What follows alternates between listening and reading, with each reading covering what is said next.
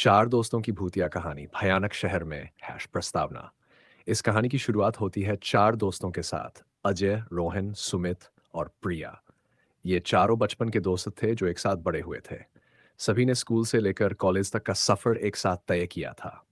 अब वे एक उम्रदराज हो गए थे और अपनी अपनी नौकरियों में व्यस्त रहते थे। लेकिन उनकी दोस्ती आज भी उतनी ही मजबूत थी जितनी बचपन में थी।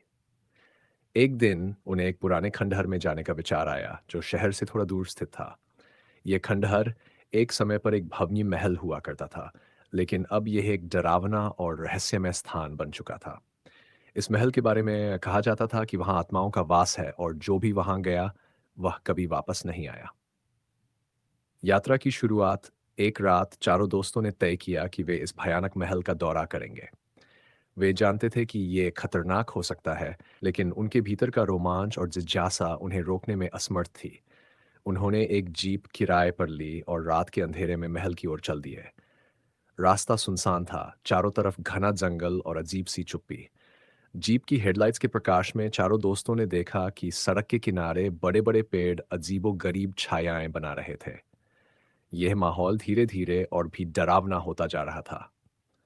रोहन ने मजाक में कहा, क्या तुम लोग डर रहे हो या फिर हम वापस चलें?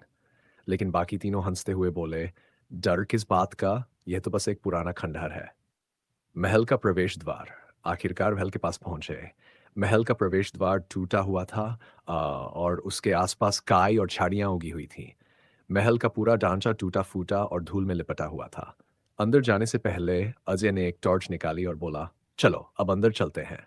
चारों ने एक दूसरे की ओर देखा और हिम्मत जुटाते हुए महल में प्रवेश किया। महल के अंदर एक अजीब सी ठंडक थी। हर तरफ धूल और जाले थे। चारों ने महसूस किया कि यह जगह कितनी पुरानी और भयानक थी। वे धीरे धीरे महल के अंदर बढ़ने लगे और तभी अचानक एक जोर की आवाज आई। सुमित चौंक कर बोला, ये क्या था? प्रिया ने कहा, शायद किसी जानवर की आवाज होगी। रहस्यमय घटनाएं। महल के अंदर कदम बढ़ाते ही चारों ने महसूस किया कि कुछ ठीक नहीं है। दरवाजे अपने आप खुलने और बंद होने लगे। दीवारों से खरोंचने की आवाजें आने लगीं, जैसे कोई अदृश्य शक्ति वहां मौजूद हो। रोहन ने कहा, यह सब क्या हो रहा है? यहां कोई और भी है क्या? तभी अचानक प्रिया ने चिल्लाकर कहा, मुझे यहां से बाहर निकलना है, मुझे बहुत डर लग रहा है।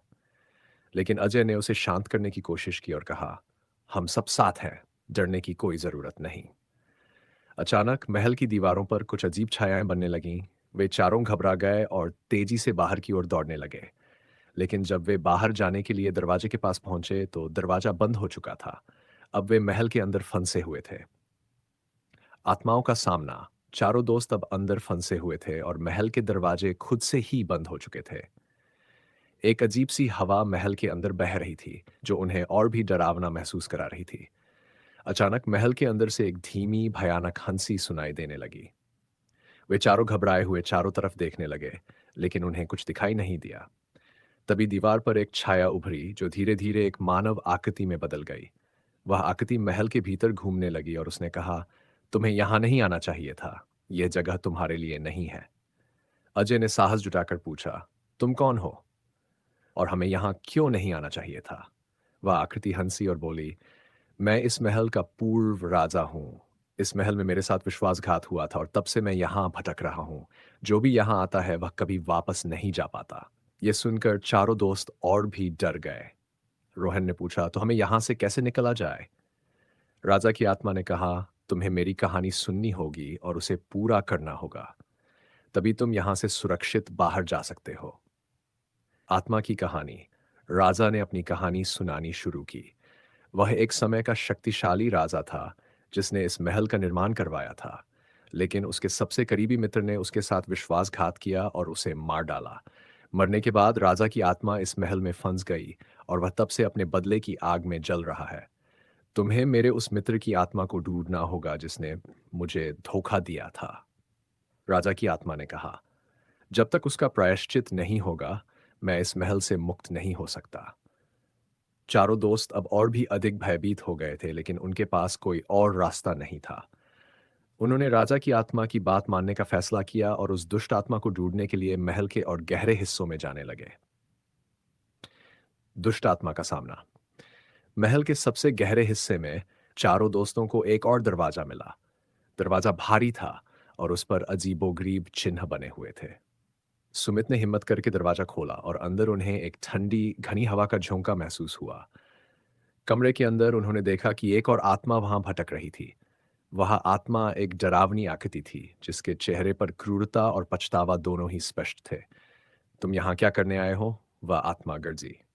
अजय ने हिम्मत जुटाकर कहा, हम यहाँ राजा की आत्मा की मुक्ति के लिए आए हैं। तुम्हें अपने कर्मों का प्रायश्चित करना होगा। वह आत्मा हंसी और बोली, मैंने जो किया वह मेरे स्वार्थ के लिए था, लेकिन अब मैं भी यहाँ फंसा हुआ हूँ। अगर तुम राजा की आत्मा को मुक्त करना चाहते हो तो तुम्हें मेरे साथ एक समझौता करना होगा। प्रिया ने पूछा, क्या समझौता? दुष्ट आत्मा ने कहा, तुम्हें मुझे इस महल से बाहर निकालना होगा, तभी मैं राजा की आत्मा को मुक्त करूंगा। चारों दोस्त अब असमंजस में थे। उन्हें समझ नहीं आ रहा था कि क्या करें। अगर वे इस दुष्ट आत्मा को बाहर निकालते हैं तो यह और भी ज्यादा खतरनाक हो सकता है, लेकिन उनके पास और कोई रास्ता भी नहीं था। अंतिम निर्णय। अजय ने कहा, हम तुम्हारी शर्त मानते हैं, लेकिन हमें यकीन कैसे हो कि तुम राजा की आत्मा को मुक्त कर दोगे? दुष्ट आत्मा ने कहा, तुम्हें मुझ पर भरोसा करना होगा। ये कहते ही दुष्ट आत्मा ने चारों दोस्तों को। अगर आपको ये वीडियो पसंद आया हो तो हमारे चैनल को सब्सक्राइब करना न भूलें। और हाँ, नए वीडियो की नोटिफिकेशन पाने के लिए बेल आइकन भी दबाएं। आपके समर्थन से हमें और भी बेहतरीन कंटेंट बनाने का प्रोत्साहन मिलता है। धन्यवाद।